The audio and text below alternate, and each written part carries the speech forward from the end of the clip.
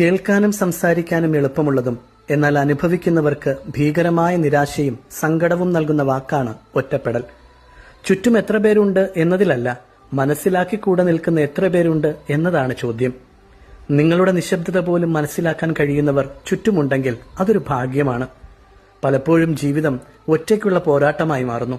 കൂടെ ആരുമില്ല എന്ന ചിന്തയെക്കാളും കൂടെ സർവശക്തനായ ദൈവമുണ്ട് എന്ന കാര്യം മനസ്സിലുറപ്പിച്ചാൽ ഒരു കാര്യത്തിനും ഒരു വ്യക്തിക്കും നിങ്ങളെ തളർത്താനാകില്ല.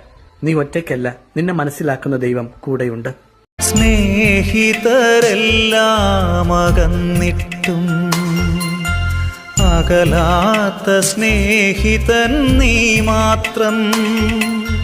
സ്നേഹമായി കൊച്ചു ഹൃദയത്തിൽ അതിഥിയായി വന്നവൻ നീ മാത്രം.